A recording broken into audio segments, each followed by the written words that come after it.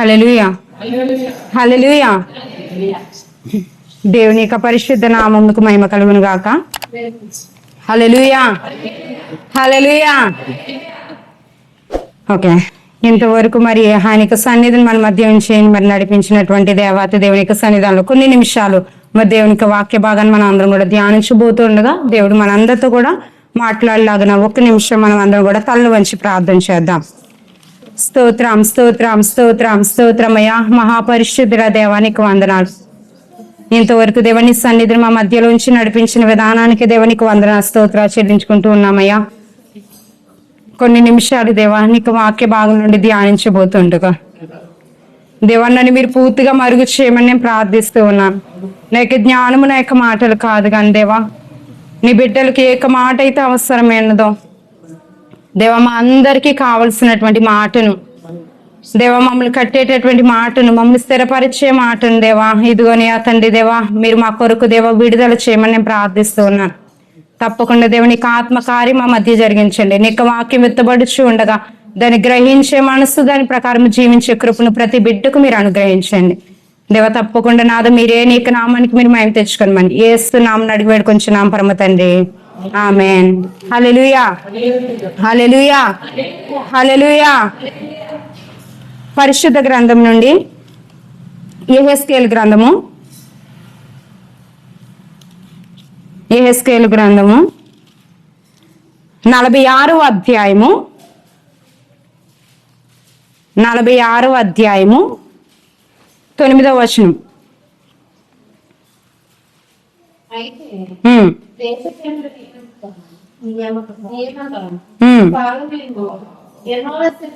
యెహోవా సన్నిధిని ఆరాధన చేయుటకై వచ్చినప్పుడు ఉత్తరపు గుమ్మపు మార్గముగా వచ్చిన వారు దక్షిణపు గుమ్మపు మార్గముగా వెళ్ళవలెను.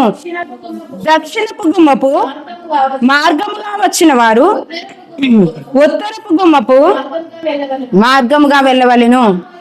తాము వచ్చిన దారిని ఎవరును తిరిగిపోక అందరును తిన్నగా వెలుపలికి పోవలెను. హల్లెలూయా, హల్లెలూయా, హల్లెలూయా. ఇక్కడ చూసినట్లయితే ప్రవక్త అయినటువంటి యెహెజ్కేలు ఆ యొక్క దేవుని యొక్క మందిరానికి, దేవుని ఆరాధించడానికి వచ్చినటువంటి ఆ యొక్క దైవ బిడ్డలు ఏ విధముగా రావాలి, ఏ విధముగా వెళ్ళాలి అనే విషయాన్ని ఇక్కడ చెబుతూ అంటూ ఉన్నాడు. ఆరాధన చేయటకై వచ్చినప్పుడు ఉత్తరపు గుమ్మము నుండి వచ్చిన వారు ఏం చేయాలంటున్నాడండి? దక్షిణపు గుమ్మముగా బయటికి వెళ్ళాలి. దక్షిణపు గుమ్మముగా వచ్చిన వారు ఏం చేయాలంటున్నాడు? ఉత్తరపు గుమ్మము నుండి బయటికి వెళ్ళాలి. అక్కడ అంటా ఉన్నాడు, ఎవరును కూడా వచ్చిన దారినే మరలా తిరిగి ఏం చేయకూడదు? వెళ్ళకూడదు. హల్లెలూయా, హల్లెలూయా, హల్లెలూయా. ఎందుకు ఆ విధంగా చెబుతూ ఉన్నాడని చూసినట్లయితే, ఆ వచ్చిన వారు ఒక గుమ్మము నుండి వచ్చిన వారు ఒక గుమ్మము నుండి వెళ్ళారనుకోండి, ఏమవుతుంది? వారు తిన్నగా నడుస్తున్నట్టు కదా. ఇక్కడ గుమ్మం ఉంది, ఒకవేళ అటువైపు కూడా గుమ్మం ఉందనుకోండి, ఇటువైపు నుంచి వచ్చిన వారు అటువైపు నుంచి వెళ్ళిపోతే ఎలా ఉంటది? తిన్నగా వెళ్ళినట్టుంటది. అదే వచ్చిన దారినే మరలా తిరిగి వెళ్ళాలి అంటే ఏం చేయాలి? వాళ్ళు ఏం చేయాలండి? కరెక్ట్ గా చెప్పారు. ఏం చేయాలి? వెనకకు మరలాలి. వెనకకు మరలకుండా వచ్చిన దారినే వెళ్ళడం అనేది జరగదు. ఇక్కడ ప్రవక్త అదే చెబుతూ అన్నాడు, దేవుని ఆరాధించడానికి వచ్చినటువంటి మీరు ఉత్తరపు గుమ్మము నుండి మీరు వచ్చినట్లయితే మీరు దక్షిణపు గుమ్మము నుండే మీరు ఏం చేయాలి? బయటికి వెళ్ళాలి. లేక దక్షిణపు గుమ్మము నుండి మీరు వచ్చినట్లయితే ఉత్తరపు గుమ్మము నుండి మీరు ఏం చేయాలి?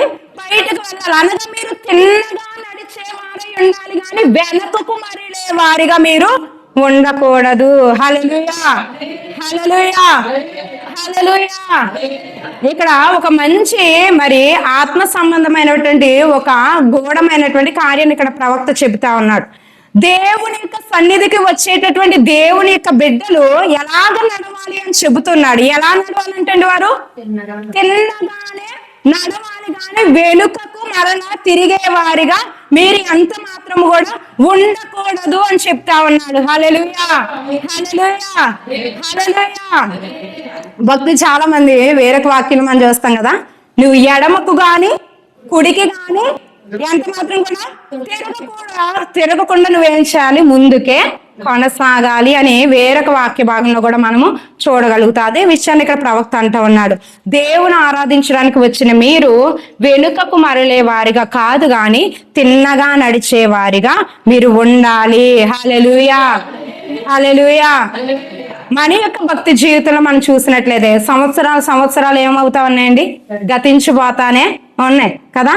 రోజులు సమయం అనేది అంత మాత్రం కూడా ఆగదు. తిరిగి సంపాదించలేనటువంటి దాని గురించి చెప్తా ఉంటే అందులో మొట్టమొదటిది సమయం. సమయాన్ని ఎవరు కూడా ఏం చేయలేరండి, పోయిన దానిని తిరిగి మరలా ఎంత మాత్రం కూడా సంపాదించలేరు. అది అసంభవం, అది ఎంత మాత్రం కూడా జరగదు. మరి సంవత్సరాలు గతించిపోతుంది మన యొక్క జీవితంలో. సంవత్సరాలు గతించిపోతూ ఉండగా దేవునికి మందిరానికి మనము సంవత్సరాల తరబడిగా ఏం చేస్తా ఉన్నాం, వస్తూనే ఉన్నాం కదా. కొత్తగా రక్షించబడితే ఎవరైనా కొద్దిమంది గౌతమి వదిన లాంటి వారు నెలలు తరబడి ఏం చేస్తా ఉన్నారు, దేవుని యొక్క మందిరానికి వస్తా ఉన్నారు. నెలలు తరబడి లేకపోతే సంవత్సరాలు తరబడి మనం దేవుని యొక్క మందిరానికి వస్తూ ఉన్నాము, అది మంచిదే. అయితే దేవుని యొక్క మందిరానికి వస్తున్నటువంటి మనము వెనుకకు వెళ్ళిపోయేవారుగా మనం ఉన్నామా, లేకపోతే తిన్నగా నడిచేవారిగా మనం ఉన్నామా అనేది మధ్యాహ్న కాల సమయంలో మనం ఏం చేయాలంటే ఒకసారి మనము పరిశీలన చేసుకోవాలి. ఇక్కడ ప్రవక్త అంటూ ఉన్నాడు, దేవుని ఆరాధించే దైవ బిడ్డ ఎంత మాత్రము వచ్చిన దారిని మరలా వెనక్కి వెళ్ళే అవకాశం ఎంత మాత్రం కూడా మంచిది కాదు, తిన్నగా నడిచేవారిగా ఉండాలి అంటున్నాడు. అదే విషయాన్ని మరొక భాగంలో మనం చూడగలము. ఇక లూకా సువార్తలో అక్కడ ప్రభు అయిన యేసుక్రీస్తు వారు తన యొక్క శిష్యులతో స్వయంగా చెప్పినటువంటి ఒక మాట, ఆ వెనకకు మరలకూడదనే విషయాన్ని గురించి మనం చూసినట్లయితే లూకా సువార్త 9వ అధ్యాయము 62వ వచనంలో ప్రభు అయిన యేసుక్రీస్తు వారే స్వయముగా తన యొక్క శిష్యులతో చెప్పినటువంటి మాటను అక్కడ మనం చూద్దాం. యేసు నాగటి మీద చెయ్యి పెట్టి వెనుక తట్టు చూచు వాడెవడును దేవుని రాజ్యములకు పాత్రుడు కాడని వానితో చెప్పెను. హల్లెలూయా, హల్లెలూయా. అక్కడ యేసు ప్రభువుని వెంబడించడానికి తీర్మానించుకున్నటువంటి ఒక శిష్యుడు అంటూ ఉన్నాడు, నేను వెళ్తానయ్యా, వెళ్ళి ఇదిగో ఒక చనిపోయినటువంటి నా యొక్క తండ్రి నేను పాతి పెట్టుకుంటానంటే దానికి జవాబుగా ప్రభు అయిన యేసుక్రీస్తు వారు చెప్తా ఉన్నారు. ఏమనంటే నాగటి మీద చెయ్యి పెట్టిన తర్వాత పెట్టకపోతే సరే కానీ ఒక్కసారి నాగటి మీద చెయ్యి పెట్టిన తర్వాత దున్నేటటువంటి వ్యక్తి ఏం చేయాలండి, వెనక్కి చూస్తే ఏమవుతుంది, వ్యవసాయం చేసే వాళ్ళందరికీ బాగా తెలుస్తుంది. దున్నేటప్పుడు ఏం చేయాలండి, ముందుకే చూడాలి. అక్కడ ఎక్కడ పడుతుంది, ఏ విధంగా కరెక్ట్ గా లైన్ గా పడుతుందా, అన్ని మొత్తం భూమి అంతా మంచిగా దున్నపడుతుందా, అది పైకి మరి విడదీసబడి అందులో వేయబడినటువంటి విత్తనాలు ఫలించే విధముగా ఫలభరితమైనటువంటి ఒక భూమిగా అది మరి తయారు చేయబడుతూ ఉండదు. అది దున్నేటటువంటి ప్రక్రియలో ఆ వ్యవసాయదాయకుడు లేకపోతే ఇక దున్నేటటువంటి వ్యక్తి నాగలి మీద చెయ్యి వేసిన తర్వాత ఏం చేయాలంట, అతడు అయితే దున్నేటటువంటి ప్రక్రియని ఎదుటనే దాన్ని ఏ విధంగా ముందుకు నడిపించాలా, ఇక ఎద్దును లేకపోతే ఇక నాగలిని ఏ విధంగా ముందుకు నడిపించాలి అనే దాని మీద దృష్టి పెట్టాలి తప్పితే వెనక వైపు చూస్తే ఏమవుతుంది, అక్కడ దున్నడం అనేది ఎంత మాత్రం కూడా ఆ యొక్క కార్యక్రమం అనేది ఎంత మాత్రం మంచిగా జరిగే అవకాశం లేదు. అదే అంటున్నాడు ఇక్కడ, నాగటి మీద చేయి పెట్టినటువంటి ఒక వ్యక్తి ఏం చేయాలంట, మరలా వెనకకు తిరిగి చూస్తే అలాంటి వ్యక్తి దేవునికి రాజ్యమునికి ఎంత మాత్రం కూడా ఏమవడంటున్నాడు, పాత్రుడు కాడు, అనగా ఎంత మాత్రం అతడు యోగ్యునిగా ఎంచబడడు అని చెప్తా ఉన్నాడు. హల్లెలూయా, హల్లెలూయా, హల్లెలూయా. అనగా మనము దేవుని మందిరానికి వచ్చినది మొదలుకొని రక్షింపబడినటువంటి దినము మొదలుకొని ముందుకు కొనసాగే వారిగానే మనం ఏం చేయాలంట, మనము జీవించాలి. కానీ వెనకకు తిరిగే వారిగా మనము ఉండకూడదు. వెనక్కు తిరగడం అంటే ఏంటండి, మన యొక్క ఆత్మ సంబంధంగా మనం చూస్తే వెనకకు తిరగకూడదు అంటే ఎప్పుడు వెనక్కి తిరగకూడదని కాదు, ఆత్మ సంబంధమైనటువంటి విషయంలో మనం ఏం చేయకూడదు, వెనకకు తిరగకూడదు. అనగా మనము వదిలిపెట్టిన వాటిని విడిచిపెట్టినటువంటి వాటి మీద మనం ఏం చేయకూడదండి, మన యొక్క మనస్సు అనేది ఎంత మాత్రం కూడా మనము పెట్టకూడదు. వేటిని విడిచిపెట్టొచ్చు దేవుని యొక్క మందిరానికి? దేన్ని విడిచిపెట్టామండి? మేము దేన్ని విడిచిపెట్టలేదండి, అన్ని మా కూడా పెట్టుకుని మేము మందిరానికి వచ్చాం అన్నట్టుగా కూర్చున్నారు. మన దేవుని ఆరాధించే బిడ్డలుగా వేటిని విడిచిపెడుతున్నాం? లోకమును దాని యొక్క ఆశలన్నీ కూడా మనం ఏం చేస్తున్నాం? విసర్జిస్తున్నాం కదండి. వాటన్నిటిని కూడా తృణీకరించిన వారుగా, లేదంటే లోకస్తుల యొక్క దినాన్ని ఆదివారం వచ్చిందంటే ఏం చేస్తారండి? చక్కగా ఇంటి దగ్గర కూర్చొని ఆ రోజు సెలవు దినం పిల్లలకు బాగుంటది కాబట్టి మంచిగా అన్ని వండుకొని, లేదా బయటికి అక్కడికన్నా షికార్లకు వెళ్ళాలన్నా ఏ రోజున వెళ్తారు? ఆదివారమే కదా. ఫంక్షన్లు అన్ని అందుకే ఆదివారం పెడతారు. ఎందుకు? అన్నిలందరికీ అది విశ్రాంతి దినం కదా. కానీ మనకైతే ఏ దినము?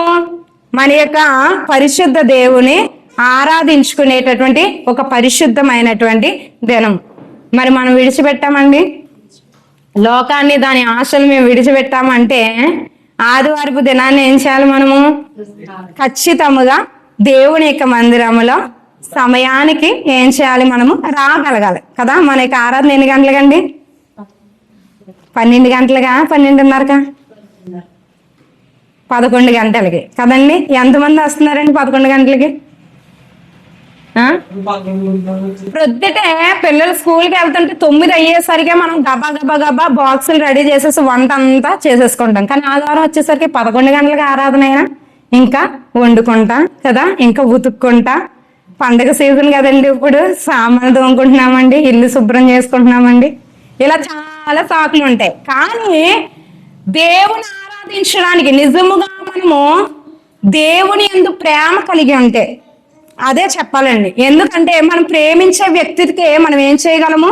మన యొక్క సమయాన్నైనా, మన యొక్క బలాన్నైనా, దేన్నైనా మనం ఏం చేయగలము? వారికి కేటాయించడానికి మనము హృదయపూర్వకంగా ఇష్టపడతాం, బలవంతంగా కాదు కదా.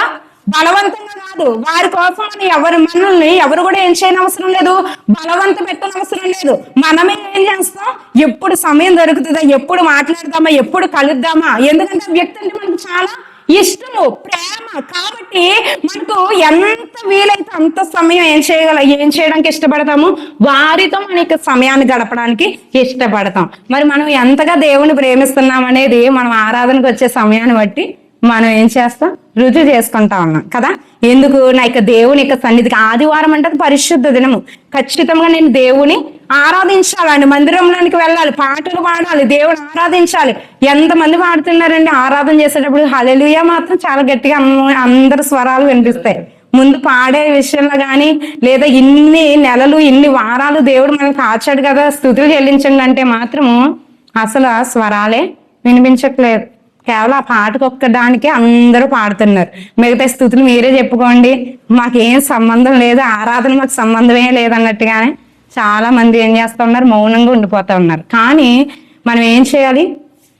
పరిశుద్ధ దేవుడు, నన్ను రక్షించిన దేవుడు, నా కొరకు ప్రాణం పెట్టినటువంటి యేసయ్యకు, లేకపోతే నా కొరకు సమస్తాన్ని కూడా విడిచిపెట్టి రిక్తునిగా నా కోసం వచ్చాడు, నా కోసం ఇంత చేసిన యేసయ్యని నేను నా పూర్ణ మనస్సుతో, పూర్ణ బలముతో, పూర్ణ శక్తితో, పూర్ణ హృదయముతో నేను స్తుతించాలి, ఆయన ఆరాధించాలి, ఆయన సన్నిధానంలో నేను గడపాలి, ఆయన సన్నిధానంలో నేను ఆనందించాలి అనే ఆ ప్రేమ దేవుని మీద ఎప్పుడైతే ఉంటుందో ఆటోమేటిక్గా ఏం చేస్తాం? మనము ఎవ్వరు చెప్పనక్కర్లేదు, స్తుతులు చెల్లించమని చెప్పనవసరం లేదు. చెప్పకుండానే ఏం చేస్తాం? మనం నోరు తెరిచి ఆ దేవుణ్ణి స్తుతించాలి. మనం ఏం చేస్తాం? స్తుతించడం ప్రారంభిస్తాం. ఒకరు చెప్పిన తర్వాత ఒకరు మనల్ని వెనకాల వెన్ను తట్టి ప్రోత్సహించినంత వరకు మనం ఏం చేయకూడదు?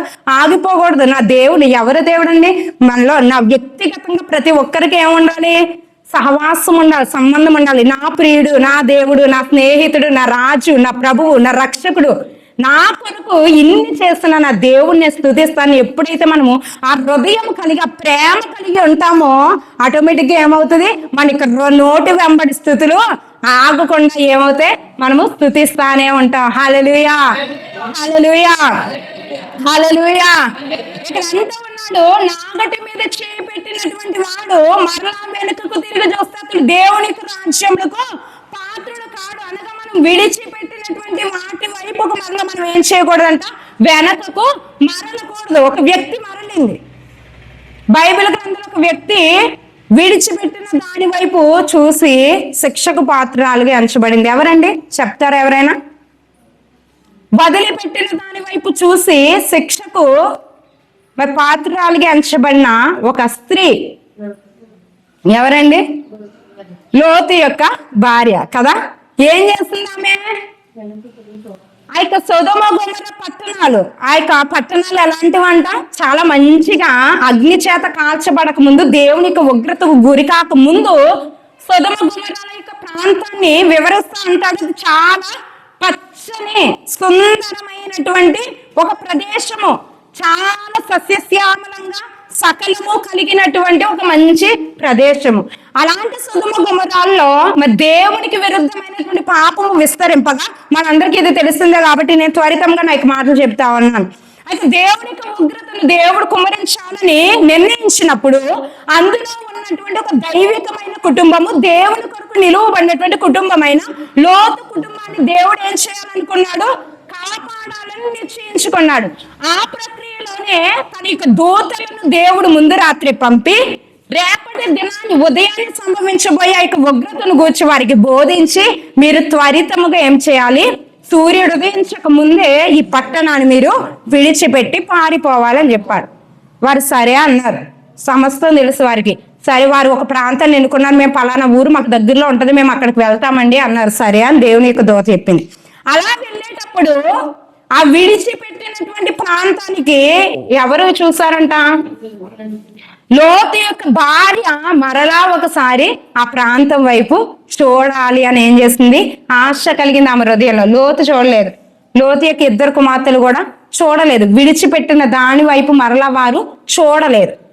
కానీ వెనకకు ఎవరు చూడాలనుకున్నారు? లోతు యొక్క భార్య. ఇంత పచ్చని సుందరమైనటువంటి ప్రదేశం కదా, అసలు దేవుడి యొక్క ఉగ్రత లేకపోతే అగ్ని గంధకాలు ఎలా గురుస్తున్నాయి, అసలు ఎలా పట్టణం నాశనం అయిపోతుంది, ఏమి చూడాలనుకుందో తెలియదు. అసలు పరిగెట్టేటప్పుడు వెనక్కి చూస్తే పరిగెత్తగలరండి? ముందుకి పరిగెత్తగలరా? మనం ముందుకి నడిచేటప్పుడు వెనక్కి చూస్తున్నాం అనుకోండి, ఏ రాయేది అనుకుని ఏం చేస్తాం? ఎదురు బోర్లో పడతాం. అలాంటి వీళ్ళు పరిగెడతా ఉన్నారు ప్రాణాలు దక్కించుకోవడానికి. దేని కొరకండి? తమ యొక్క ప్రాణాలు రక్షించుకోవడానికి. ఆ ప్రాణాలు రక్షించుకునే సమయంలో పరిగెడితే అసలు ఎవరైనా వెనక్కి తిరిగి చూస్తారా? ఒక పెద్ద అపాయం ఉందండి. ఒక కనురెప్ప పాటలో నువ్వు తప్పించుకోవాలి దాన్ని. అలాంటప్పుడు ఎంత వేగిరముతో, ఎంత మరి అయితే జాగ్రత్త కలిగి ముందుకే పరిగెట్టడానికి చూస్తాము. అలాంటిది అంత ప్రాణాపాయ పరిస్థితిలో కూడా, అంత విపత్తు కలిగే సమయంలో కూడా, అలాంటి ఉగ్రత సమయంలో కూడా లోతు యొక్క భార్య యొక్క దృష్టి రక్షణ వైపు లేదు, కానీ ఆ యొక్క విడిచిపెట్టినటువంటి ఆ యొక్క సొదొమ వైపే తన యొక్క దృష్టి, తన యొక్క హృదయం అంతా కూడా దాని వైపే ఉందంట. హల్లెలూయా, హల్లెలూయా, హల్లెలూయా. ఆమె పరిగెడతా ముందుకు వెళ్ళకుండా వెనకకు తిరిగి ఆ యొక్క పట్టణం యొక్క స్థితి ఏమవుతుందో అని ఒకసారి చూడాలనుకుంది. వెనక్కి చూడకూడదని దేవుని యొక్క దూత ఆజ్ఞాపించగా వెనక్కి చూసిన కారణంగా ఏమైందండి? రక్షింపబడక ఉప్పు స్తంభంగా మార్చబడిన సంగతి మనందరికీ కూడా తెలిసినదే. హల్లెలూయా, హల్లెలూయా, హల్లెలూయా. అక్కడ శిక్ష వెంటనే వచ్చింది కదా. అక్కడ శిక్ష చేసిన తప్పుకి ఆ యొక్క శిక్ష అనేది వెంటనే వచ్చింది. కానీ ఎన్నిసార్లు మనము విడిచిపెట్టిన వాటి వైపుకి మరలా తిరిగి చూస్తా ఉన్నాం కదండి. చాలా సార్లు విడిచిపెట్టినటువంటి వాటిని, వదిలిపెట్టినటువంటి వాటి వైపు మరలా ఒక్కొక్కసారి మనం ఏం చేస్తా ఉంటాము? వాటి వైపుకి మన యొక్క మనస్సు వెళ్ళిపోతా ఉంటది. లోతు యొక్క భార్యకు శిక్ష వెంటనే వచ్చింది, మనకైతే ఏం చేయట్లేదు, ఆ శిక్ష అనేది వెంటనే మనము పొందుకోవట్లేదు. అదే తేడా. కానీ ఇక్కడ దేవునికి వాక్యం చెబుతా ఉన్నది, దేవుని ఆరాధించే మనము విడిచిపెట్టిన వాటి వైపు మన యొక్క హృదయాన్ని ఎంత మాత్రం కూడా మనము ఉంచరాదు. హల్లెలూయా, హల్లెలూయా. మరొక ఇద్దరు వ్యక్తులు నేను చూపిస్తానండి. ఎలీషా మనకు తెలుసు కదా, చాలా సార్లు మనం జ్ఞాపకం చేసుకున్న విషయమే. ఎలీషా ఏం చేస్తాడండి? తన యొక్క సంపద అంతా కూడా విడిచిపెట్టి దేవుని యొక్క శిష్యుడిగా లేకపోతే ప్రవక్తగా ఉన్నటువంటి ఏలియాను నిస్వార్థముగా ఒక శిష్యుని వలె వెంబడించాలని అతను ఏం చేశాడు? తీర్మానించుకుని అన్నాడు. అతను ఒక తీర్మానం అతని యొక్క హృదయంలో తీసుకున్నాడు. నాకున్నటువంటి ఆస్తి నాకు వద్దు, నాకున్నటువంటి ధనము నాకు అవసరం లేదు, కానీ దేవుని యొక్క పరిచర్య కొరకు నేను నా యొక్క జీవితాన్ని అప్పగించుకుంటాను ఏం చేస్తాడు, పూర్ణ మనస్సుతో అతను ఒక తీర్మానం చేసుకున్నాడు. అదే విధంగా అతను సమస్తాన్ని విడిచిపెట్టి, మనకు తెలుసు చాలా ఆస్తిపరుడు, గొప్ప భూస్వామి, చాలా ఎక్కువ భూమి కలిగి ఉన్నాడు. ఆ వ్యవసాయాన్ని విడిచిపెట్టి అతడు సమస్తాన్ని విడిచిపెట్టి దేవుని యొక్క సేవ కొరకే ఆ యొక్క ప్రవక్త అయిన ఏలియాను వెంబడించాడు. అదే ఎలీషా వద్ద ఆ యొక్క శిష్యునిగా చేరినటువంటి గెహాజీ, అతని యొక్క ఆస్తి మనకు తెలియదు కదా, అతని కోసం ఏమి రాయబడలేదు డీటెయిల్ గా. అతని యొక్క కుటుంబం ఎలాంటిది, అతడు ఏ వృత్తి, ఏ పని చేసేవాడు, దేవుని యొక్క పరిచర్యకు అతడు మరి పిలువబడ్డాడు అనేది మనకి ఏది కూడా తెలియదు. కానీ గెహాజీ ఇక్కడ చూస్తున్నట్లయితే ఏం చేస్తాడంట, ఒక ప్రవక్తగా దేవునికి పరిచర్య చేసేటటువంటి ఒక శిష్యునికి ఉండాల్సినటువంటి బాధ్యత లేకపోతే ఇక యోగ్యత ఏంటంటే, వాటన్నిటిని, ఇంటిని కానీ లేకపోతే వాటన్నిటిని విడిచిపెట్టి రిక్తులుగా మట్టి చేతులతో ఏం చేయాలి, దేవుడు చెప్పిన పనిని చేయాలి. దేవుడు ప్రకటించమన్న వాక్కును ప్రకటించాలి. దేవుడు ఎక్కడికి వెళ్ళమంటే అక్కడికి వెళ్ళాలి, ఎక్కడ నిలవబడమంటే అక్కడ నిలవబడాలి. ఎలీషా చేసింది అదే. కెరీతు వాగు దగ్గరికి వెళ్ళన్నాడు ఏలియా కదా, ఏం చేస్తాడు, కెరీతు వాగు దగ్గరికి వెళ్ళాడు. లేదు ఇంకెక్కడ ఇక్కడ నీ సమయం అయిపోయింది, సార్ నువ్వు సారేపతు ఊరికెళ్ళు అన్నాడు. సారేపతు ఊరికి వెళ్ళాడు. ఈసారి అహాబు రాజు యొద్దకు వెళ్ళి అక్కడ ప్రకటించు అన్నాడు. ఏం చేస్తాడు, అహాబు రాజు యొద్ద నిలువబడ్డాడు. ప్రవక్త యొక్క పని అదే. ఎక్కడ నిలవబడమంటే అక్కడ నిలవబడాలి, ఎక్కడ ప్రకటించమంటే అక్కడ ప్రకటించాలి, ఎక్కడ కూర్చోమంటే అక్కడ కూర్చోవాలి. అదే విధముగా ఆ శిష్యుడైనటువంటి ఎలీషా కూడా ఏలియా వలె ఏం చేస్తాడు, సమస్తమును కూడా జరిగేస్తా వచ్చాడు. అతడు ఎలా లోబడ్డాడు అదే విధంగా ఎలీషా కూడా ఏం చేస్తాడండి, నిలువబడ్డాడు. కాబట్టే గురువుగారు అంటున్నారు, ఆగిపో వెంబడించొద్దన్నా, లేదయ్యా నేను చేసుకున్న తీర్మానం అది, నేను వెనకక ఏం చేయను, వెళ్ళను, నేను వదిలిపెట్టిన దానికి నేను మరలా తిరగను, కానీ నేను ముందుకు ఏం చేస్తాను, నీతో పాటు నేను ముందుకు సాగుతాను. మిగతా శిష్యులందరూ 50 మంది ఒక్కొక్క ప్రాంతంలో ఉన్నారు. వారందరూ కూడా ఏం చేస్తారు, గురువు గారు ఆగిపోమంటే ఆగిపోయారు. కానీ ఎలీషా ఒక్కడే వెనకకు వెళ్ళకుండా ముందుకు సాగాడు. కాబట్టి ఏం చేయగలిగాడండి, రెట్టింపు అభిషేకాన్ని అతడు పొందుకోగలిగాడు. అలాంటి ఎలీషా వద్ద శిష్యునిగా ఉన్నటువంటి గెహాజీ ఆ యొక్క ఎలీషా వలె జీవించకుండా ఏం చేస్తాడంట, నయమాని ఎప్పుడైతే బహుమతులతో వచ్చాడో ఆ యొక్క బంగారాన్ని, వెండిని, ఆ యొక్క వెలగలిగినటువంటి ఆ యొక్క వస్త్రాలని చూపించినప్పుడు, సన్నపునార వస్త్రాలని ఏం చేస్తాడంట గెహాజీ, తన యొక్క హృదయము విడిచిపెట్టిన వాటి వైపుకి మరలా తిరగడం ప్రారంభించింది. అబ్బా, ఇంత విస్తారమైన బంగారం ఉంది, ఇంత వెండి ఉంది, ఇంత మంచి వస్త్రాలు ఉన్నాయి, నేను ధరించుకున్న వస్త్రాలు ఎంత మాత్రం వాటి ముందు ఏంటి, ఎంత మాత్రం సాటి కావు కదా, ఇంత గొప్ప వాటిని నా యొక్క యజమానుడు లేకపోతే నా యొక్క గురువు వద్దంటున్నారు, కానీ నేనేం చేస్తాను, అతను ఆలోచన చేసుకోవడం మొదలు పెట్టాడంట. అతని హృదయంలో ఎంత ఆలోచనలు వచ్చినాయి అంటే, ఈ వెండిని బంగారాన్ని నేను తీసుకొని ఏం చేద్దాం అనుకున్నాడో తెలుసండి, అక్కడ రాయబడిన మాటలను బట్టి మనకు అర్థమవుతా ఉన్నది. ఒక పొలాన్ని కొనాలనుకున్నాడంట. ఆ పొలంలో ఒలీవ మొక్కల్ని నాటాలనుకున్నాడంట, ద్రాక్ష వల్లులను కూడా నాటాలనుకున్నాడంట. కొద్దిమంది పనికత్తెలను, పనివారిని తన కొరకు దాసులు సంపాదించుకోవాలనుకున్నాడంట. ఎందుకంటే భూమి వచ్చింది అనుకోండి, భూమిని సేద్యపరిస్తే ఖచ్చితంగా రాబడి వస్తుంది. ఆ రాబడి వచ్చినప్పుడు ద్రాక్ష గెలలు తొక్కడానికి గానీ కదా, పాత నిబంధన ఏం చేసేవారు, ఆ ద్రాక్ష పండ్లను తొట్టులో వేసి తొక్కేవారు కొద్దిమంది పనివారు. దాని నుంచి రసం వచ్చేది, దాని ద్వారా వారు సంతోషంగా తమ యొక్క జీవనాన్ని సాగించేవారు. ఆ విధంగా నా వద్ద ద్రాక్ష తోటలు ఉంటే, ఒలీవ తోటలు ఉంటే, నా వద్ద పని చేయడానికి కొద్దిమంది దాసులు నాకు వస్తారు. అంతేకాదు వాటన్నిటిని కూడా గాడిదల మీద, ఒంటెల మీద వారు ఏం చేసేవారు, ఎక్కించి వారు అమ్మేవారు, వర్తకానికి పంపించేవారు. కాబట్టి నాకు ఏమొస్తాయి, పశువులు కూడా వస్తాయి. ఇప్పుడైతే నాకు ఏమీ లేదు, కానీ ఈ బంగారం, ఈ వెండి నేను తీసుకుంటే దీనితో ఒక భూమిని కొనుక్కుంటాను, వీటన్నిటిని కూడా నేను చేస్తాను. తన యొక్క హృదయాన్ని ఏం చేసుకున్నా అంట, విడిచిపెట్టిన వాటి వైపు తన యొక్క హృదయాన్ని మళ్ళించాడు. ఎప్పుడైతే మళ్ళిందో అతను ఏం చేస్తాడు, దేని వెనక పరిగెడుతున్నాడండి, దేవుని వెనుక పరుగు పెట్టవలసినటువంటి గెహాజీ రథముల వెనుక పరిగెడతా ఉన్నాడు. రథముల వెనుక పరిగెట్టినటువంటి అతనికి ఏమొచ్చింది, ఏ బహుమానం వచ్చిందండి, పాపం అతను అనుకున్న పొలం కొనలేదు, దాసదాసిని సంపాదించుకోలేదు, లేకపోతే ఇక పశువులను మందలను సంపాదించుకోలేదు, కానీ ఎప్పటికీ విడువలేనటువంటి శాశ్వతమైన బహుమానం అయితే పొందుకున్నాడు కదా. సర్వకాలము ఏమంటారు అన్నాడు, కుష్ఠరోగము. అతను అనుకున్నట్టుగా అతను అనుకున్నటువంటి దాసదాసులు అయితే కొద్ది కాలం ఉందరేమో, కానీ అతను సంపాదించుకున్న బహుమానము అది సర్వకాలము. తనకు మాత్రమే తన సంతానము అంతటికి కూడా వంశాలకి కూడా ఏమవుతా ఉంటది అన్నాడు, గెహాజీ యొక్క సంతతి అంతటికి సర్వకాలము, ఈ భూమి ఉన్నంత కాలము కుష్ఠ రోగము అతని సంతానానికి కలుగునుగాక అన్నాడంటే. హల్లెలూయా, హల్లెలూయా. వెనకకు విడిచిపెట్టిన వాటి వైపుకు తిరగడం వలన బహుమతులు. లోతు యొక్క భార్య ఏం చేయబడింది, ఉప్పు స్తంభముగా నేటి వరకు వెనకకు తిరగకుండా ఒక మాదిరికరంగా, ఒక హెచ్చరికగా ఆమె నిలువబడితే, ఈ గెహాజీ యొక్క సంతానానికి నేటికి కుష్ఠరోగం. అనగా దేని వలన, వారు వెనుకకు తిరగడం వలన. హల్లెలూయా, హల్లెలూయా. అందుకే ప్రవక్త అయిన యెహెజ్కేలు అంటా ఉన్నాడు, దేవుని ఆరాధించడానికి వచ్చినటువంటి మీరు వెనుకకు మరలే వారిగా కాదు, కానీ ఏం చేయాలంటున్నాడు, తిన్నగా నడవాలి. హల్లెలూయా, హల్లెలూయా.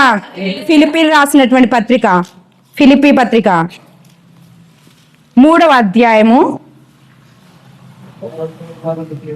13వ వచనం. 3వ అధ్యాయము 13వ వచనం. సహోదరులారా, నేను ఇది వరకే పట్టుకుని ఉన్నానని తలంచుకొనను, అయితే ఒకటి చేయుచున్నాను, వెనుక ఉన్నవి మరచి ముందున్న వాటి కొరకే వేగిరపడుచు క్రీస్తు యేసునందు దేవుని ఉన్నతమైన పిలుపునకు కలుగు బహుమానమును పొందవలనని గురి యొద్దకే పరిగెత్తుచున్నాను. హల్లెలూయా, హల్లెలూయా.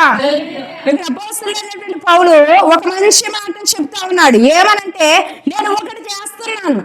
ఆయన ఏం చేస్తున్నానండి, నేను ఒక పని చేస్తున్నాను.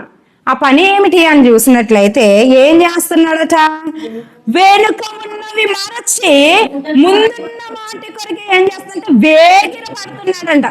ఏంటండి, మామూలుగా కాదు, ఎలాగా వేగిర పడుతున్నాడు. మనం ఎప్పుడు వేగిర పడతామా, సమయం లేనప్పుడు కదండి. కొద్ది సమయం ఉందనుకో, అప్పుడు ఏం చేస్తాం, త్వరగా ఎందుకో సమయం అయిపోతా ఉన్నది, అప్పుడు నిదానంగా చేయడానికి అవకాశం లేదు. సమయం చాలా తక్కువ ఉన్నది కాబట్టి ఏం చేయాలి, వేగిర పడాలి, చాలా త్వరగా సిద్ధపడాలి.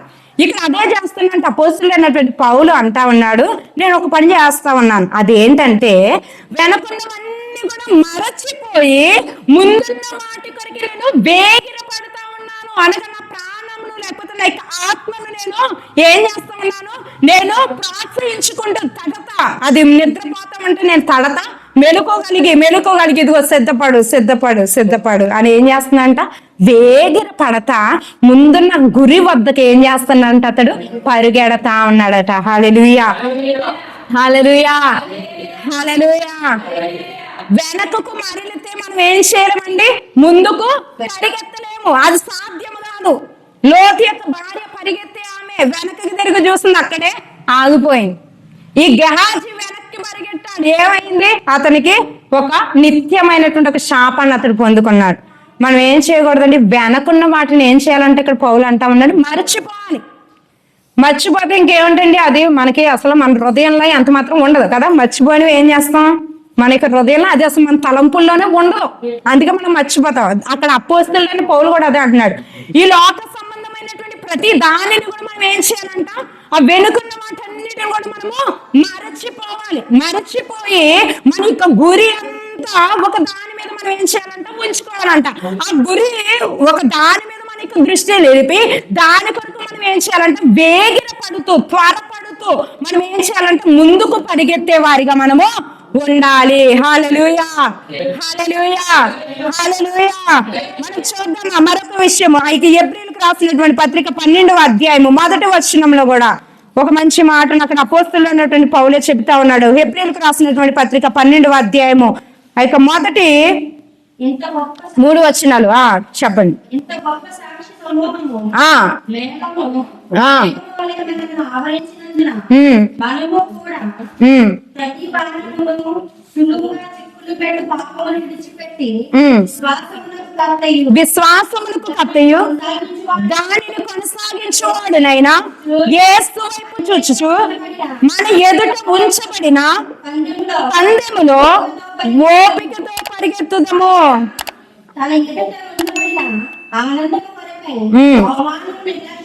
అవమానమును నిర్లక్ష్య పెట్టి సిలువను సహించి దేవుని సింహాసనం యొక్క కుడి పార్శ్వమున ఆసీనుడైనాడు.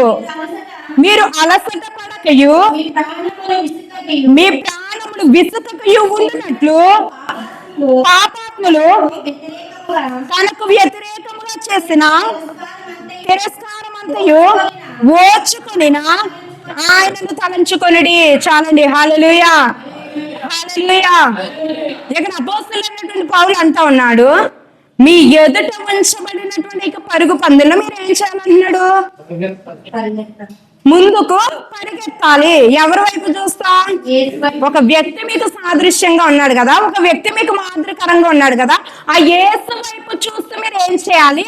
ముందుకు మీరు పరిగెత్తాలి. అక్కడ 3వ వచనంలో ఒక మాట అంటా ఉన్నాడు, మీరు విసకకుండా అలసిపోకుండా ఉండాలంటే మీ కొరకు తను సహించిన కష్టమును శ్రమను మీరు ఏం చేయాలి? ఒకసారి మీరు తలంచుకోనండి. హల్లెలూయా, హల్లెలూయా. ఎందుకండి మనుషులుగా మనం ఏం చేస్తూ ఉంటాం? అలసిపోతాం కదా, విసుకుపోతాం. ఎందుకు? పరిస్థితులను బట్టి అలసట వస్తుంది, విసుగు వస్తుంది.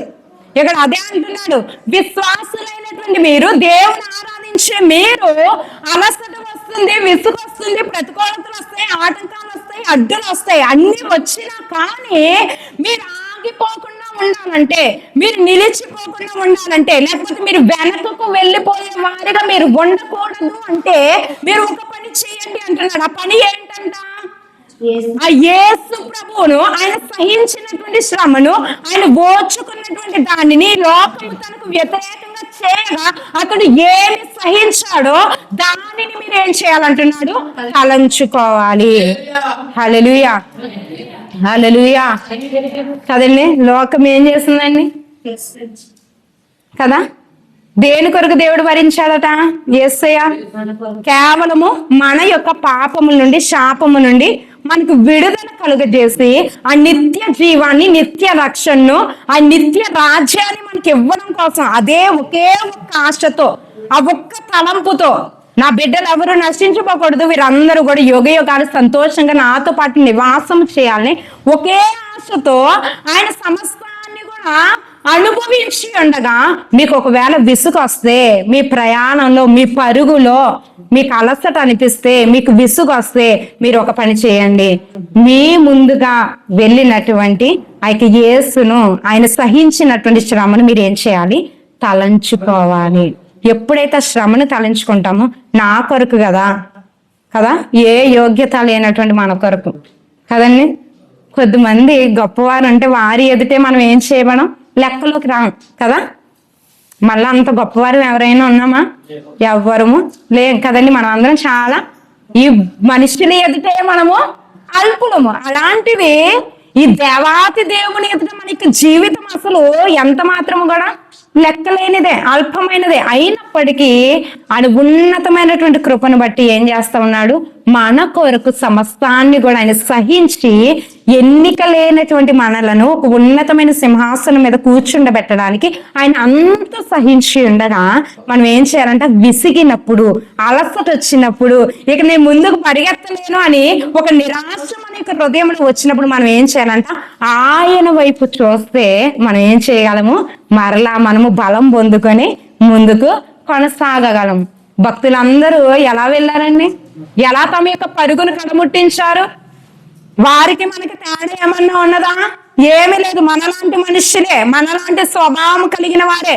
కానీ వారు ఒకటే చేశారు, ఆ వెనుకున్న వాటిని ఏం చేశారంటే వారు మరచిపోయారు. వాటిని పూర్తిగా మరచిపోయి ముందున్న బహుమానము వైపు, ముందున్న రాజ్యము వైపు, ముందు తమకు కలగబోయే ఆ యొక్క శ్రేష్టమైన అపవిత్రమైనటువంటి దాని వైపు వారు ఏం చేస్తారంట, తమ యొక్క దృష్టి వారు నిలుపగలిగారు కాబట్టి వెనుకున్న వాటన్నిటిని కూడా మరచి ముందున్న బహుమానం కొరకు వారు వేగిర పడుతూ వారు ముందుకు కొనసాగగలిగారు. అందుకు అపోస్తలుడైనటువంటి పౌలు అంటా ఉన్నాడు, దేవుడి యొక్క ప్రేమ నుండి నన్ను ఏమి కూడా ఏం చేయలేవు, ఎడబాపలేవు.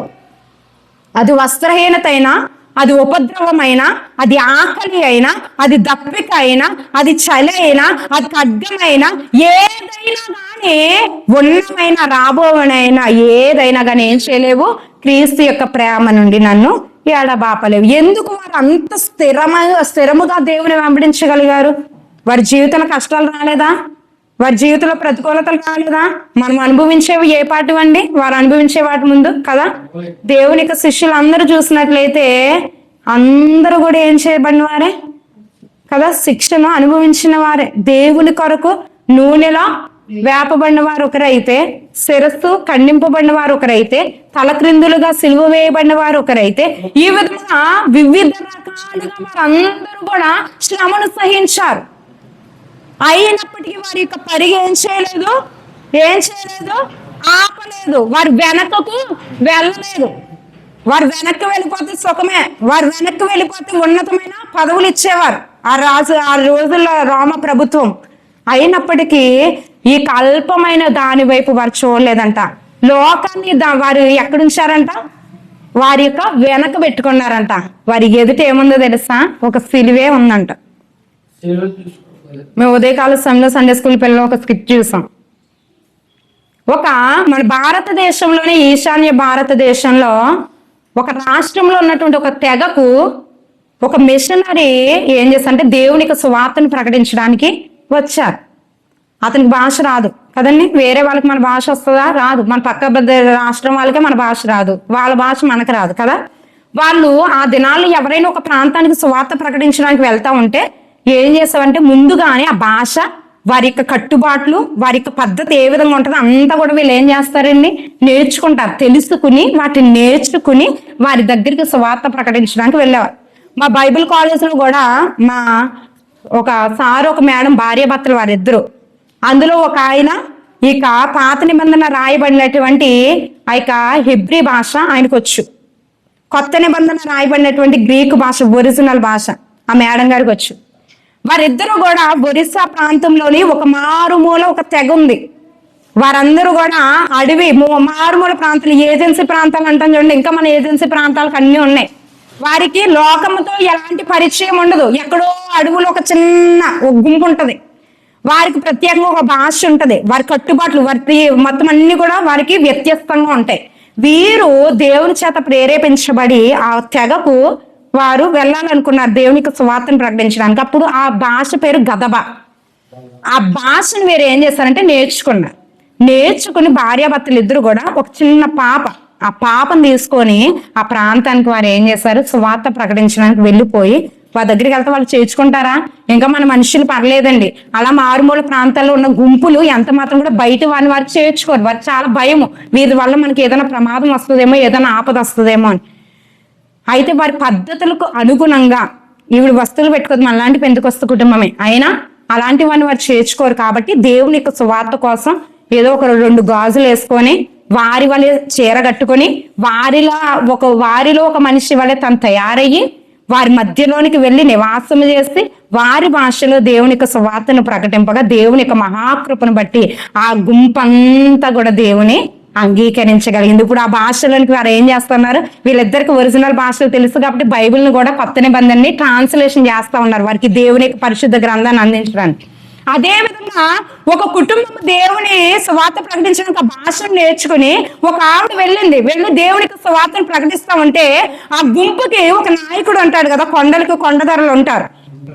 అయితే వారికి స్వార్థ ప్రకటిస్తా ఉంటే ఆ భాష నేర్చుకుని ఒక కొండధర అన్నాడు, ఏ గూడెంలో ఏది జరిగినా కానీ నా గూడెంలో దేవునికి స్వార్థ ప్రకటించబడ్డానికి అసలు అవకాశం ఇవ్వద్దు, ఎవ్వరు వచ్చిన వారిని వెంటనే ఏం చేయాలి, చంపేయాలి అని చెప్పినప్పుడు ఈమె మాత్రం చాలా ధైర్యంతో ఒకవేళ నేను ఇక్కడ కన్ను మోస్తే నా దేవుని ఎదుట నేను ఏం చేస్తాను, నా కన్నులు నేను అక్కడ తెరుస్తాను అని, నేను చనిపోయినా పర్వాలేదని దేవునికి స్వార్థను ప్రకటిస్తా ఉంటే ఆ తెగలో ఒక వ్యక్తి, ఏంటయ్యా మీరు ఇంత ధైర్యంగా దేవునికి సువార్తను ప్రకటిస్తా ఉన్నారు, ఈ విషయం మాలో ఎవ్వరు చూసినా వెంటనే మీ యొక్క ప్రాణాలు పోతాయన్నా పర్వాలేదు, నా ప్రాణాలు పోయిన చివరి క్షణంలోనైనా నేను ఆయన కొరకు పని చేస్తాను తప్ప నేను ఏం చేయను, వెనకకు వెళ్ళను. అప్పుడు ఆ వ్యక్తి మంచివాడు. అతను ఏం చేస్తాడంటే తన యొక్క ఇంటికి రమ్మని, మీరు ఇక్కడ ఉంటే ఎవరైనా చూస్తే ప్రమాదం, మీరు మా ఇంటికి రండి, మీరు చెప్పేది మేము వింటామని చెప్పి తన ఇంటికి తీసుకెళ్ళాడు. ఆ కుటుంబానికి దేవుని నరకం గురించి, పరలోకం గురించి, నరకం ఎలా ఉంటుంది, పరలోకం ఎలా ఉంటుంది, మనందరి కొరకు యేసయ్య తన యొక్క ప్రాణాలను అర్పించి మనందరికీ రక్షణ అనుగ్రహిస్తాడు. కాబట్టి మీరు యేసయ్యని నమ్ముకోండి అని ఆ చిన్న సమయంలో, కొద్ది సమయంలో ఏం చేసింది, సువార్తను ప్రకటించింది. ప్రకటిస్తే దేవుని యొక్క మహాకృపను బట్టి ఆ విత్తనము ఆ యొక్క ఇంటి యజమాని యొక్క హృదయంలో నాటుకుంటే సువార్త ప్రకటించేసి వెళ్ళిపోయారు. ప్రార్థన చేసి దేవి తెగంతా రక్షించబడాలని ఒక ప్రార్థన చేసి ఆ మిషనరీ వెళ్ళిపోయింది. కానీ ఈ మాట విన్నటువంటి ఆ యొక్క కుటుంబము ఏం చేస్తుందంటే ప్రతి దినము బైబిల్ గ్రంథం చదవడం ప్రారంభించారు. అందులో ఒక్కొక్క విషయాన్ని వారు తెలుసుకోవడం ప్రారంభించారు. దేవుడు ఎంత గొప్పవాడ, మన కొరకు తన ప్రాణాన్ని అర్పించాడు, మన కొరకు ఇంత త్యాగం చేసింది, ఇలాంటి దేవుడు ఎక్కడా లేడు. నరమాంస భక్షకులు మనము, మన యొక్క మనుష్యులని, మన తెగ కాని వారందరినీ కూడా మనము బల్లెములతో వారిని చంపి మనము ఎంతగా భయంకరమైన పాపంలో ఉన్న, ఎంత ఘోర పాపినైనా క్షమించే దేవుడు, ఎంత ఘోర పాపినైనా ప్రేమించే దేవుడు, ఇలాంటి దేవుడు ఎక్కడా లేడు, ఈయనే నిజమైన దేవుడు అని చెప్పి వారు ఏం చేస్తారంటే దేవుని ఆరాధించడం మొదలు పెట్టారు. ఎప్పుడైతే ఆరాధించడం మొదలు పెట్టారో ఆ నాయకునికి విషయం తెలిసింది. ఏంటి, అతని తర్వాత ఒక నాయకునిగా నియమింపబడవలసినటువంటి వ్యక్తి ఇక్కడ అన్య దేవుని ఆరాధిస్తా ఉన్నాడని ఎప్పుడైతే తెలుస్తుందో వెంటనే ఆ కుటుంబాన్ని పంచాయతీకి పిలిచి ఏం చేశారంటే, మీరు దేవుని విడిచిపెడతారా, సరే, లేదంటే మీ ప్రాణాలు పోతాయి అంటే ఏది ఏమైనా మేము ఇక్కడ, ఆ మిషనరీ ఏ మాటనైతే చెప్పాడు, ఈ వ్యక్తి కూడా అదే మాటను చెప్పాడు, మేము ఇక్కడ కళ్ళు మోస్తే మా దేవుడు ఎదుట మేము మా కళ్ళు తెరుస్తాం చెప్పాడు తన పిల్లలకి. మీకు ఎంత నొప్పి కలిగినా, ఎంత బాధ కలిగినా మీరు ఒకటే జ్ఞాపకం చేసుకోండి, మనం ఎక్కడ కళ్ళు మోస్తే యేసయ్యను మనము చూస్తాం. మీరు యేసయ్యను చూడడం మీకు ఇష్టమైతే ఎంత బాధనైనా మీరు ఏం చేయాలి, సహించాలి. వారిద్దరు చిన్న పిల్లలు, వారు కూడా దానికి అంగీకరించారు. కొరడాలతో కొట్టడం ప్రారంభించారు. పిల్లల్ని, తల్లిదండ్రులు కాదు సుమా, తల్లిదండ్రులు ఇద్దరు ఇరువురు రెండు వైపులా ఉన్నారు. పిల్లల మధ్యలో మోకాల మీద కూర్చోబెట్టి బాధతా ఉంటే మనకి తగిలినా దెబ్బ పర్లేదు, కానీ పిల్లలు తగిలితే ఎలా ఉంటదండి తల్లిదండ్రులకి కదా. నాకు తగిలినా పర్లేదు కానీ పిల్లలకి తగిలితే తట్టుకోలేం. ఆ తల్లి యొక్క ప్రేమ విలవిల్ల ఆడిపోతా ఉన్నది. వాళ్ళిద్దరు కొరడా దెబ్బలు తింటా ఉంటే వారు అరుస్తా ఉన్నారు బాధతో. ఆ తల్లి భరించలేక ఆపండి ఆపండి అని అంటా ఉన్నది, కానీ వారు ఆపడం లేదు. మీరు యేసయ్యను విసర్జిస్తేనే దెబ్బలు ఆగుతాయి. ఆపలేదండి, వారు విసర్జించలేదు. పిల్లలిద్దరూ దెబ్బలు తిని చనిపోయారు. అప్పుడు మరలా అంటూ ఉన్నారు, మీ పిల్లలు చనిపోయారు, ఇప్పుడు నీ భార్యను కూడా చంపేస్తాం, కనీసం ఇప్పుడైనా నువ్వేం చెయ్యి, యేసయ్యను తృణీకరించు, మన అడవి దేవతను నువ్వు ఆరాధించు అని చెప్తే, ఏది ఏమైనా నా విశ్వాసాన్ని నేను విడిచిపెట్టను, భార్యను కూడా గొంతు కోసి చంపేశారు.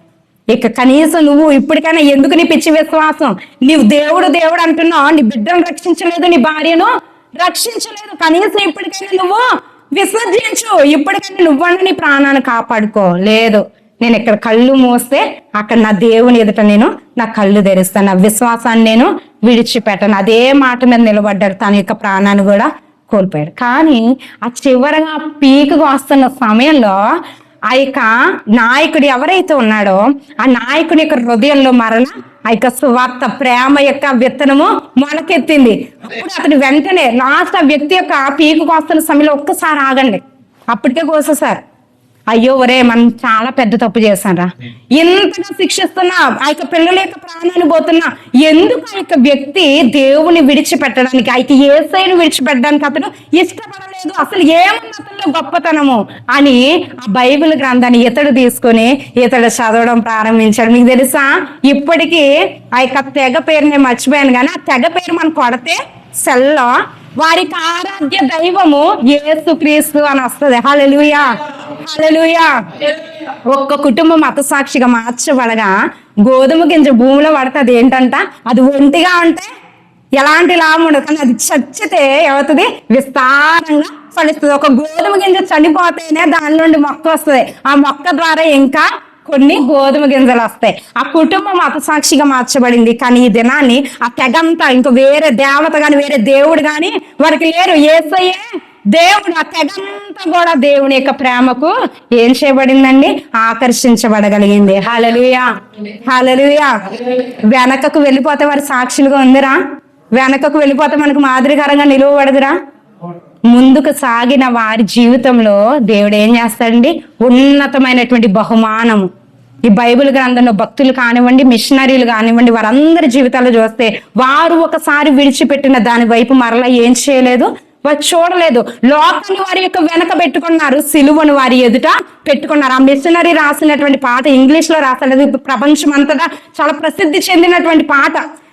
లోకమేమో నా వెనుక, సిలువేమో నా ఎదుట, నేను ఎంత మాత్రం కూడా వెనుదిరుగను అని ఒక పాటను కూడా భక్తుడు రాయడం జరిగింది. అంత ఖచ్చితంగా వెనకకు తిరగకుండా ముందుకు తిన్నగా నడిచే వారిగా ఉన్నారు కాబట్టి శ్రేష్టమైన బహుమానాన్ని వారు పొందుకున్నారు. అంతేకాదు మనలాంటి వారికి అనేక మందికి వారు మాదిరికరంగా నిలువబడగలిగారు. అందుకే యేసుకేలు ప్రవక్త అంటా ఉన్నాడు, దేవుని ఆరాధించడానికి వచ్చినటువంటి మీరు వచ్చిన ద్వారాన్ని మరలా వెనకకు తిరిగి వెళ్ళిపోయే వారిగా కాదు, కానీ ముందుకు తిన్నగా నడిచే వారిగా ఉండాలి. సంవత్సరాలు గతించిపోతా ఉన్నాయి, మనం ఏం చేస్తా ఉన్నామండి? వెనకకు వెళ్ళిపోయే వారిగా ఉన్నామా? మన యొక్క విశ్వాసంలో, మన యొక్క ప్రార్థనలో, మన యొక్క భక్తిలో, మన యొక్క ఆరాధనలో, దేవునికి ఇచ్చే సమయం విషయంలో కానివ్వండి, దేని విషయంలోనైనా, రక్షింపబడినటువంటి దినములో ఉన్నటువంటి ఆసక్తి విషయంలోనైనా వెనకకు వెళ్ళిపోయే వారిగా మనం ఉన్నామా? లేకపోతే సంవత్సరాలు గతించే కొద్దీ మనము ముందుకు కొనసాగే వారిగా ఉన్నామా అనేది మనం ఏం చేయాలి? మనము పరిశీలన చేసుకోవాలి. కాబట్టి ప్రియ సంగమా, మనం అందరము కూడా దేవుని కొరకు ఆయనకు సిలువను, ఆయనకు శ్రమను మనం తలంచుకుంటూ అలసిపోకుండా, విసుగు చెందకుండా ముందుకు కొనసాగి ఆ యొక్క రాజ్యంలో మనం అందరం కూడా చేర్చబడే కృపను దేవుడు మనందరికీ కూడా అనుగ్రహించును గాక. దేవుడి యొక్క కొద్ది మాటలు మనందరికీ వినికిల్లో ఫలింపజేయును గాక. ఆమేన్. స్తోత్రం, స్తోత్రం, స్తోత్రం, స్తోత్రం, స్తోత్రం, స్తోత్రమయ్యా. మహాపరిశుద్ధుడా దేవా, నీకు వందనాలు తండ్రి. అవునయ్యా తండ్రి, నీకు విలువైన వాక్కు నాదా, మా కొరకు నాదా, ఇదిగోనియా నువ్వు వెల్లడి చేసినందుకే నీకు వందనాలు దేవా. నువ్వు మమ్మల్ని ప్రేమిస్తున్నాదా, ఇదిగో నీ యొక్క కృపను మా మీద ఉంచుతూ పడిపోయినటువంటి దేవా మమ్మల్ని నాదా, ఇదిగోని ఆ విధముగా వదిలేయకుండా మమ్మల్ని లేవనెత్తడానికి, మమ్మల్ని ప్రోత్సహించి ముందుకు నాదా కొనసాగే వారిగా చేయడానికి దేవా, మీరు మాతో మాట్లాడుతున్న విధానానికి దేవా నీకు వందనాలయ్యా. అవునయ్యా, వెనుకకు మరలిపోయే వారిగా కాదుయా, వెనుకకు తిరిగే వారిగా కాదు, కానీ వెనుకున్న వాటిని మరచి ఇదిగోని ఆ ముందున్న వాటి కొరకు నాదా వేగిర పడే కృప దయచేయండి. అవును, సమయము చాలా దేవా కొద్దిగా ఉండగా నాది, ఇదిగోనియా నీకు రాకడ చాలా సమీపముగా ఉండగా దేవా, నీకు రాజ్యము కొరకు మేము సిద్ధపడడానికి దేవా నీ కృప దయచేయండి. ఏ స్థితిలోనైనా దేవా మేము పడిపోయి ఉన్నామేమో, మేము ఆగిపోయే వారిగా ఉన్నామేమో దేవా, ఇదిగోనియా ముందు కొనసాగే వారిగా మమ్మల్ని సిద్ధపరచండి దేవా. అవునియా తండ్రి దేవా, అలనాడు భక్తులు నాది ఇదిగోనియా నీకు శ్రమను వారు తలంచుకుంటూ దేవా, ఇదిగో వెనుకున్న వాటన్నిటిని మరచి దేవా, ఇదిగోనియా నీకు రాజ్యము కొరకు నువ్వు అనుగ్రహించే బహుమతి కొరకు నాదో వారు వేగిర పడుతూ దేవా, వారు తండ్రి చాలా త్వరితముగా వారు సిద్ధపడిన కారణముగా ఉన్నతమైన శ్రేష్టమైన బహుమానాన్ని వారు పొందుకొని ఉన్నారయ్యా. అవుని అట్టి విధముగా నాది ఇదిగోని అట్టి దేవా వేగిరపాటు మాకు దయచేయండి. మాలో తండ్రి దేవా జాగ్రత్త, నిర్లక్ష్యము తండ్రి దేవా చల్లారిపోయే అనుభవం అంతే మీరు తొలగించండి దేవా. సంవత్సరములు గతిస్తూ ఉండగా దేవా నూతనమైన జీవముతో, నూతనమైన శక్తితో, నూతనమైన అభిషేకముతో దేవా నీ కొరకు సిద్ధపడే కృపను మీరు మాకు దయచేయండి. వెనుకకు వెళ్ళిపోయే వారిగా కాదు, కానీ దినము గడిచే కొద్ది దేవా నీతో సహవాసములు నాది ఇదిగోనియా నీ యొక్క అనుభవములు నాది మేము ముందుకు కొనసాగడానికి దేవా నీ కృప దయచేయండి దేవా. ప్రార్థించే విషయంలో కానీ దేవా, ఇదిగో నీ కొరకు సమయం కేటాయించే విషయంలో కానీ దేవా, నీ కొరకు ప్రయాసపడే విషయంలో కానీ ఇంకా దినదినము మేము వృద్ధి చెంది ముందుకు వెళ్ళే కృపను మీరు దయచేయమని నేను ప్రార్థిస్తూ ఉన్నానయ్యా. మా యొక్క ఆత్మీయ జీవితాన్ని మీరు కట్టండి అయ్యా. మా యొక్క అంతరంగ పురుషుని మీరు బలపరచండి. ఆ విసుక ఆలస్యపోక ఇదిగోని మేము బలము పొందుకుంటూ ముందుకు కొనసాగే కృపను మీరు దయచేయండి దేవా. అట్టి కృపను దేవా మా సంఘం అందరికి మీరు అనుగ్రహించండి దేవా. మమ్మల్ని అందరినీ మీరు వెలిగించండి దేవా. మీరు ముట్టండి దేవ, నీకు వందనాలు తండ్రి. ఇదిగోని ఆ తండ్రి దేవ, మా ప్రియుడు ప్రార్థన అవసరతలు కోని వారందరినీ నీకు హస్తాలకు సమర్పించి మేము ప్రార్థిస్తా ఉన్నామయ్యా. ప్రతి బిడ్డ జీవితంలో మీరు గొప్ప కార్యాలు మీరు జరిగించండి. అనేక మంది బలహీనలు ఉన్నారు, వారందరినీ మీరు బలపరచండి. రోగులు ఉన్నారు, వారందరినీ మీరు ముట్టి స్వస్థపరచండి దేవా. ఆర్థిక సమస్యలు, పలు విధములైన సమస్యలతో బాధపడుతున్న వారు ఉండగా వారందరికీ గొప్ప విడుదల మీరు అనుగ్రహించమని నేను ప్రార్థిస్తా ఉన్నానయ్యా. ఇదిగోని ఆ గురువారం జరబోయే కూడికను కూడా ఆశీర్వాదకరంగా మీరు జరిగించండి దేవా. ఇదిగోని విత్తినటువంటి ప్రతి ఒక్క కానుకను బట్టి నీకు వందనాలు. ప్రతి బిడ్డ తండ్రి తమకు కలిగినటువంటి దేవా దానిలో నుండి నీ కొరకు తమ యొక్క హస్తమును చాపి ఉండగా ప్రతి హస్తాన్ని మీరు దీవించండి, నాదా ఆశీర్వదించండి దేవా. నీకు ఆకాశపు వాకిండ్లు తెరిచి దేవా, విస్తారమైన దీవెనలతో నాదా, మేళ్లతో దేవా ఇదిగో మీరు నింపవలసిన మేము ప్రార్థిస్తా ఉన్నాం నాదా. ఇక కానుకలు ఇక పరీక్షల్లో మీరు వాడుకోనండి దేవా. ఇదిగోని మరొకసారి నాది ఇదిగో సంఘం అంతటి నీకు హస్తాలకు సమర్పించి ప్రార్థిస్తా ఉన్నాం. ఇదిగోని వారు మరలా తిరిగి వెళ్తూ ఉండగా నీ సన్నిధి కాపుదల తోడుగా ఉంచండి. మరలా తర్వాత దేవ ఇదిగోని పునరుద్ధానపు దినాన్ని మేమందరము కలిసి దేవ నీ సన్నిధిలో దేవ నీ స్తుతించే పర్యాంతరము నీ సన్నిధి కాపుదల భద్రత క్షేమము మాకు మా కుటుంబాలకు మాకు కలిగిన సమస్తానికి మీ తోడుగా ఉంచి నడిపించి నీ నామానికి మీరు మయం తెచ్చుకొని మని యేసు నామం అడిగి వేడుకొనుచున్నాం పరమ తండ్రి, ఆమేన్. యేసు రక్తమే ఏం చేయం ప్రభేస్తు, రక్తమే ఏం చేయం ప్రభేస్తు, నామునకు ఏం చేయం. యేసు నామమున సంపూర్ణ విజయం కలుగును గాక, అపవాది క్రియలకు అనంత నాశనం కలుగును గాక. ఆమేన్, ఆమేన్, ఆమేన్. అందరికి వందనాలు.